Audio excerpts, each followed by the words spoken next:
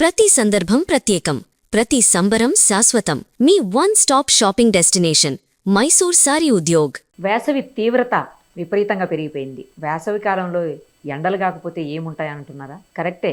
కానీ ఈ నెలలోనే దాదాపు 44 డిగ్రీలకు కొన్ని ప్లేసెస్లో చేరుకున్నటువంటి పరిస్థితి ఎండ. సో రాబోయే నెలలో మరింత దారుణంగా ఉంటుంది. అంటే మే నెలలో ఘోరంగా ఉంటుంది.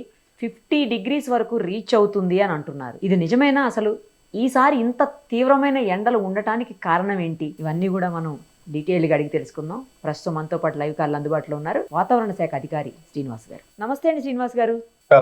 ఏంటండి ఈ సంవత్సరం అసలు విపరీతమైన ఎండలు ఉన్నాయి. దాదాపు 10 ఏళ్ల ముందు ఇంత ఎండలు ఉన్నాయి, మళ్ళీ ఇప్పుడే ఉన్నాయని కొంతమంది అంటుంటే, మరి కొంతమంది ఏమో కాదు 100 ఏళ్ల నాటి ఎండలు మళ్ళీ ఇప్పుడు రిపీట్ అవబోతున్నాయని కొంతమంది చెప్తున్నారు. ఏదైనా కూడా దారుణంగా వచ్చే నెల రోజులు అత్యంత భయంకరమైనటువంటి వేడిమి తట్టుకోవాల్సిన పరిస్థితి ఉంటుంది అన్నది ఇప్పటికే చూస్తున్నాం మనం. సఫకేషన్, విపరీతమైన సఫకేషన్. ఇంతకుముందు హైదరాబాద్లో ఇలా ఉండేది కాదు అసలు. ఇప్పుడు చాలా దారుణంగా ఉంది.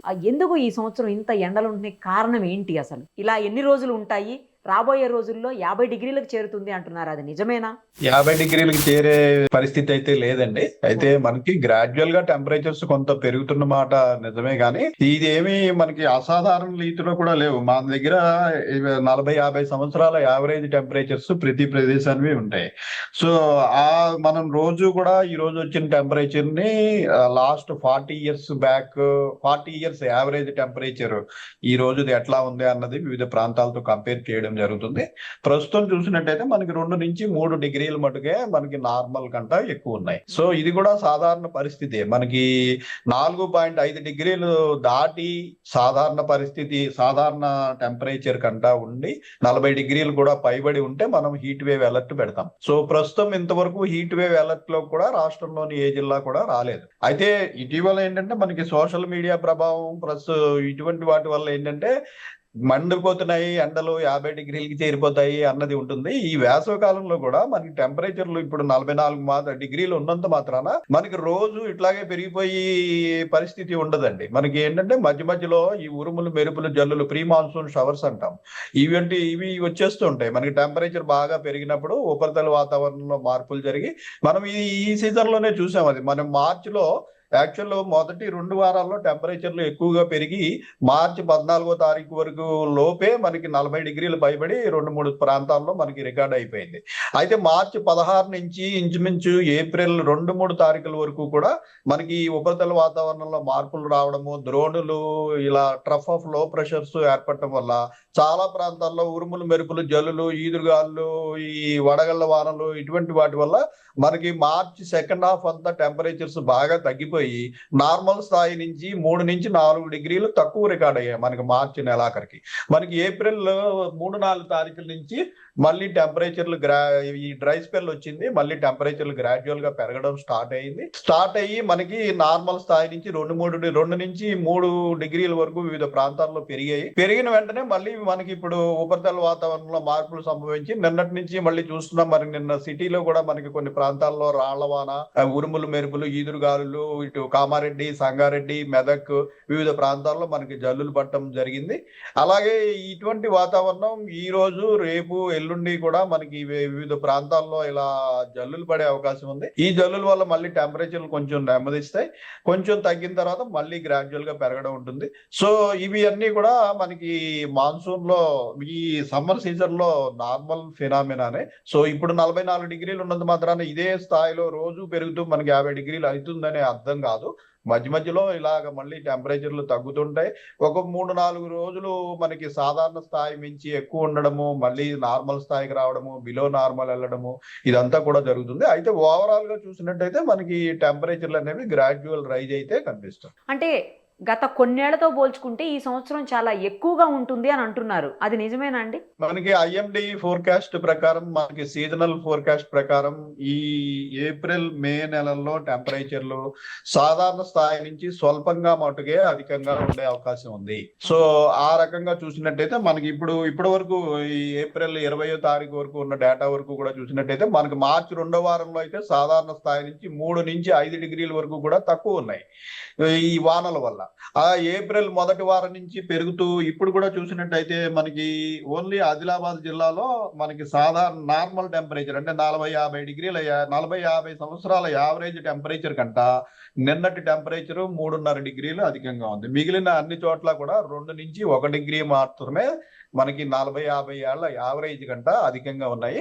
ఇవేమి అసాధారణమైనవి అయితే కాదండి. అంటే ఇప్పుడు కాదు, రాబోయే మే నెలలో అయితే చాలా తీవ్రంగా ఉండబోతుంది, జాగ్రత్తగా ఉండాలి అని చెప్పేసి అంటున్నారు చాలా మంది. నిజమేనండి? అట్లా తీవ్రత ఏమన్నా మే నెలలో గత అంటే మే కొన్నేళ్లతో నెలలో పోలిస్తే?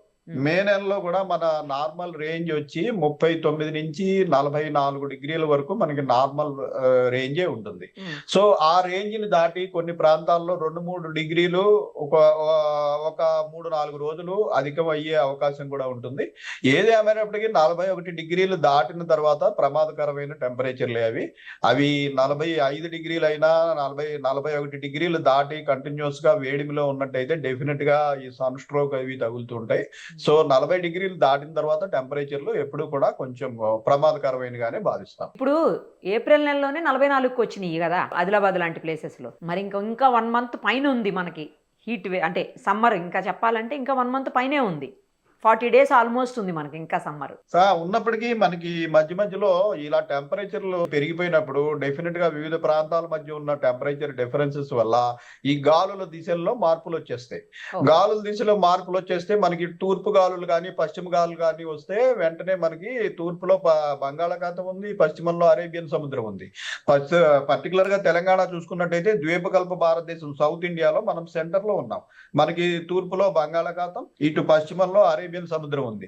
మనకి టెంపరేచర్లు ఎప్పుడు పెరుగుతుంటాయంటే మనకి ఓన్లీ ఉత్తర గాలులు అలాగే వాయువ్య గాలులు అంటే డ్రై విండ్స్ నార్త్ ఇండియా వైపు నుంచి డ్రై విండ్స్ వస్తున్నప్పుడు ఈ టెంపరేచర్లు అదే పనిగా పెరిగిపోతుంటాయి. సో ఇలా పెరిగిపోతున్నప్పుడు వివిధ మార్పుల వల్ల ఉపరితల వాతావరణంలో మార్పులు వచ్చేసి మళ్ళీ గాలి దిశల్లో మార్పులు వస్తాయి. గాలి దిశల్లో మార్పు వచ్చి మనకి తూర్పు గాలి కానీ పశ్చిమ గాలి కానీ వచ్చేసినట్టయితే మనకి తేమ గాలి వచ్చేసి 2-3 రోజులు వర్షాలు పడిపోతాయి. ఉరుములు మెరుపులు జల్లులు వర్షాలు పడిపోయి టెంపరేచర్లు అన్ని చోట్ల మళ్ళీ తగ్గిపోవడం జరుగుతుంది. సో ఈ ఈ ఈ ఫినామినా ఎప్పుడు కంటిన్యూ అవుతుంది. కాబట్టి ఇప్పుడు 44 ఉన్నది మాత్రం రోజు ఎండ కాసి అదే పనిగా 50 డిగ్రీలు అవుతుందని అర్థం కాదు. జనరల్ గా సాధారణ స్థాయి నుంచి కొంచెం ఎక్కువ ఉన్నప్పటికీ మధ్య మధ్యలో ఇలాంటి పరిణామాల వల్ల టెంపరేచర్లు అనేవి ప్రకృతే మనకి కంట్రోల్లో ఉంచుతూ ఉంటుంది. సో గ్రాడ్యువల్ గా టెంపరేచర్లు పెరగడము, మళ్ళీ ఇలాంటి వానలు రావడము, మళ్ళీ తగ్గడము, మళ్ళీ పెరగడము ఓవరాల్ గా ఇలా ఉంటుంది. అలాగే మే నెలలో కూడా మనకి సాధారణ టెంపరేచర్లే ఆదిలాబాద్ ప్రాంతంలో చూసుకున్నట్టయితే నార్మల్ యావరేజ్ 43-44 డిగ్రీలు ఉంటుంది. అది దాటి 2-3 డిగ్రీలు ఆ నెలలో 2-3 రోజులు పెరిగే అవకాశం కూడా నార్మల్ గానే ఉంటుంది. అసలు గత కొన్నేళ్లతో అంటే 4-5 ఏళ్ల ముందు, ఆ మాటకు వస్తే ఇంకా 10 ఏళ్ల ముందు అయితే హైదరాబాద్లో అసలు స్వెట్టింగ్ అనేది ఉండేది కాదు, సఫకేషన్ ఉండేది కాదు. బట్ ఈ రీసెంట్ ఇయర్స్లో విపరీతమైనటువంటి స్వెట్టింగ్, సఫకేషన్ అన్నీ స్టార్ట్ అయిపోయినాయి ఇక్కడ.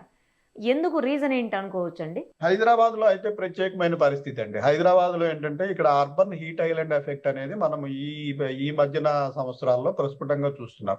అర్బన్ హీట్ ఐలాండ్ అంటే ఏంటంటే మనకి సిటీ విస్తృతంగా 50 కిలోమీటర్ల పరిమితి పైబడి విస్తృతంగా వ్యాపించేసి ఇక్కడ పెద్ద పెద్ద నిర్మాణాలు, కాంక్రీట్ భవనాలు, 40 అంతస్తులు 50 అంతస్తుల నిర్మాణాలు, అలాగే తార్ రోడ్స్, పేవ్డ్ సర్ఫేసెస్, దీనికి తోడు లక్షలాది వెహికల్స్ నిరంతరం రోడ్ల మీద తిరుగుతుంటాయి.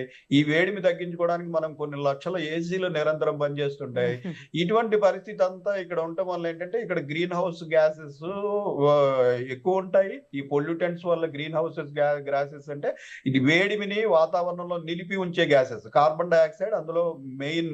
ఇది మనకి ఈ వెహికులర్ పొల్యూషన్ ప్లస్ ఈ జనసాంద్రత వీటన్నిటి వల్ల ఈ గాలిలో కార్బన్ డైఆక్సైడ్ శాతం ఎక్కువ ఉంటుంది. ఇదేంటంటే హీట్ ని పట్టి ఉంచుతుంది, వచ్చిన హీట్ ని.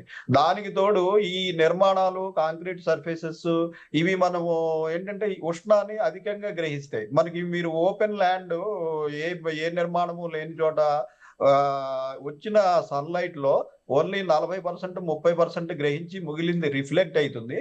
వేరే ఒక నిర్మాణం ఉన్న చోట ఏంటంటే 80% హీట్ ఈ నిర్మాణాలు గ్రహిస్తాయి. గ్రహించి ఊరుకోవు. అవి సాయంత్రం అయిన తర్వాత, సూర్యాస్తమయం అయిన తర్వాత అవి కొంత స్థాయికి వేడెక్కిన తర్వాత అవి రీరేడియేట్ చేయడం ప్రారంభిస్తాయి. సో రాత్రిపూట టెంపరేచర్లు మనకి తగ్గడం లేదు. రాత్రిపూట టెంపరేచర్లు తగ్గకుండా ఈ నిర్మాణాలు, ఈ కాంక్రీట్ సర్ఫేసెస్ ఇవన్నీ కూడా మళ్ళీ రీరేడియేట్ చేయడం వల్ల మళ్ళీ రాత్రిపూట వేడిమి కొనసాగుతుంది. దానికి తోడు what ever moisture, available moisture ఇక్కడ ఫ్రీ మూవ్మెంట్ ఆఫ్ ఎయిర్ లేకపోవడం వల్ల అక్కడే ట్రాప్ అయిపోయి మనకి గట్టిగా విండ్ మూవ్మెంట్ కి అవకాశం ఉండదు ఇంత నిర్మాణాలు ఇవి ఉన్నప్పుడు. సో అటువంటి చోట్ల మన సిటీలో కూడా ఈ వివిధ ప్రాంతాల మధ్య ఉష్ణోగ్రతల డిఫరెన్స్ 2 నుంచి 4 డిగ్రీల వరకు ఉంటుంది. ఇలా స్ట్రాంగ్ ఈ నిర్మాణాలు సాంద్రత ఎక్కువ ఉన్న దగ్గర, జనసమ్మర్దం ఎక్కువ ఉన్న దగ్గర, అలాగే వెహికులర్ ట్రాఫిక్ ఎక్కువ ఉన్న దగ్గర టెంపరేచర్లు 2 డిగ్రీలు అధికంగా ఉండగా మనకి కేబిఆర్ పార్కు అలాగే హుస్సేన్ సాగర్ లాంటి ప్రాంతాల్లో మరొక 2 డిగ్రీలు తక్కువ ఉంటుంది. సో ఈ ఈ ఈ తేడాల వల్ల మనకి సిటీలో పరిస్థితి రాను రాను గడ్డుగా మారుతుంది. ఇది ఏంటంటే యాంథ్రోపోజెనిక్ రీజన్ అంటారు, అంటే ప్రజలు ద్వారా మనం కలగజేసుకున్న ఇబ్బంది అనమాట. యాక్చువల్లీ అంతకుముందు గతంలో అండి అటు నార్త్ సైడ్ కానీ లేకపోతే ఇటు సౌత్ సైడ్ కానీ మెట్రో సిటీస్ కావచ్చు లేకపోతే బిగ్ సిటీస్ అన్నిట్లోనూ కూడా దేంతో కంపేర్ చేసుకుని హైదరాబాద్లో చాలా కంఫర్ట్గా ఉండేది. అట్మాస్ఫియర్ కావచ్చు లేకపోతే ఈ సమ్మర్లో స్వెట్టింగ్ లేకపోవటం కావచ్చు, సఫకేషన్ లేకపోవటం కావచ్చు. బట్ ఇవన్నీ వాటితో పాటు ఇప్పుడు మనది కూడా హైదరాబాద్ కూడా వాటి పక్కన చేరుతుందా అనే పరిస్థితి. హైదరాబాద్ డక్కన్ ప్లాట్ మనకి సముద్ర మట్టం నుంచి 500 మీటర్ల ఎత్తులో ఉంది, 500 మీటర్ల పైగా ఎత్తులో ఉంది. ఇలా ఎత్తైన ప్రదేశంలో ఏంటంటే ఈజీగా ఫ్రీ మూవ్మెంట్ ఆఫ్ ఎయిర్ అది ఉండి మనకి టెంపరేచర్లు అనుకూలంగా ఉంటాయి.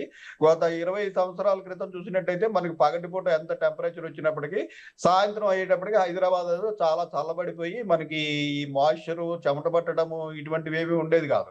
అయితే సిటీ విస్తృతంగా పెరిగిపోయి దీన్ని ఒక మనం హీట్ ఐలాండ్ గా మనంతటా మనం తయారు చేసుకుని సిటీలో హీట్ ఇక్కడ ట్రాప్ అయిపోయి ఇక్కడ ఎయిర్ మూవ్మెంట్ కి ఇబ్బంది కలిగి ఇటువంటి వాటి వల్ల ఇది ఎత్తైన ప్రదేశం అయినప్పటికీ ఈ అర్బన్ హీట్ ఐలాండ్ ఎఫెక్ట్ ఉంటుంది. దీనికి తోడు ఈ హీటే కాకుండా ఏదైనా మనకి ఈ థండర్ స్టార్మ్స్ ఇటువంటివి కూడా హీట్ ఐలాండ్స్ వైపు అట్రాక్ట్ అవుతాయి.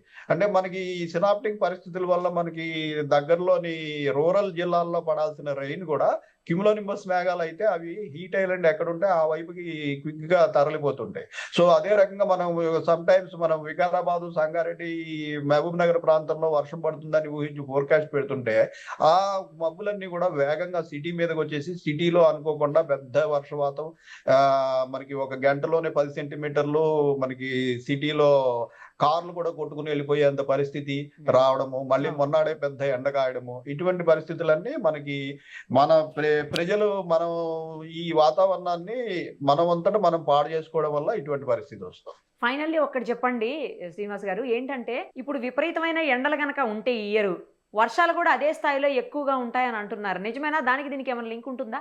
లింక్ జనరల్ గా ఉంటుందండి. ఎందుకంటే మనకి ఈ ఎండలు ఎక్కువగా ఉండడం వల్ల ఈ ప్రదేశంలో ముఖ్యంగా మనకి మాన్సూన్ రావడానికి కారణం సమ్మర్ మాన్సూన్ అంటాం. అంటే మనకి రాజస్థాను, ఆఫ్ఘనిస్తాను, ఇటు పాకిస్తాను ఈ ప్రాంతం అంతా మనకంటా బాగా వేడిగా 45 డిగ్రీలు దాటి 50 డిగ్రీల వరకు వేడిమి ఉండటం వల్ల ఈ ప్రాంతంలో ఒక పెద్ద లో ప్రెషర్ ఏర్పడుతుంది, హీట్ లో అంటాం. అదే సమయంలో మనకి దక్షిణ అర్ధగోళం భూమధ్య రేఖకి దిగుకుపోయినట్టయితే అక్కడ వింటర్, అక్కడ ఆ వింటర్ లో ఏంటంటే అక్కడ హై ప్రెషర్ ఉంటుంది. సో ప్రకృతి నియమం ఏంటి, హై ప్రెషర్ నుంచి లో ప్రెషర్ కి విండ్స్ వచ్చేసి ఇది రెండు న్యూట్రలైజ్ చేస్తాయి. సో ఈ లో ప్రెషర్ ని న్యూట్రలైజ్ చేయడానికి మనకి దక్షిణార్ధగోళం నుంచి గాలులు బయలుదేరి ఈ జూన్, జూలై, ఆగస్టు, సెప్టెంబర్ లో ఈ లో ప్రెషర్ వైపు రావడం జరుగుతుంది. ఇవి కొన్ని వేల కిలోమీటర్లు సముద్రాల మీదుగా ప్రయాణించడం వల్ల చాలా తేమను తీసుకొచ్చి ఒక 4 నెలల పాటు మనకి అదే సమయంలో మన భూభాగం వేడిగా ఉండటం వల్ల ఈ తేమ అంతా కూడా పైకి పోయి మబ్బులుగా మారి మనకి వర్షపాతం పడుతుంది. సో జనరల్ గా మనకి సమ్మర్ లో టెంపరేచర్స్ ఎక్కువ ఉన్నట్టయితే ఈ వర్షపాతం కూడా ఎక్కువ ఉండే అవకాశం ఉంది. అయితే ఈ మాన్సూన్ ని ఎఫెక్ట్ చేసేది ఎల్ నీనో అనే పరిస్థితి ఒకటి ఉంటుంది. అంటే అది మన పసిఫిక్ మహాసముద్ర ప్రాంతంలో ఉన్న జలాల యొక్క టెంపరేచరు నార్మల్ స్థాయి దాటి 0.5 డిగ్రీస్ పెరిగినా కూడా మనకి ఈ వైపుకి వచ్చే మాయిశ్చర్ శాతం తగ్గిపోతుంది. సో అటువంటి పరిస్థితి మనకి రాబోయే సీజన్ లో కనిపిస్తోంది. సో మనకి ఇప్పుడు టెంపరేచర్లు ఎక్కువ ఉన్నప్పటికీ ఈ ఎల్ నీనో పరిస్థితి వల్ల మనకి ఈ మాన్సూన్ డిలే కావడము, అలాగే సరిగా వర్షాలు పడకపోవడము అనే పరిస్థితి ఉండే అవకాశం అయితే ఈసారి సీజన్ లో ఉంది. Right sir, thank you so much. Okay అండి, థ్యాంక్ యూ.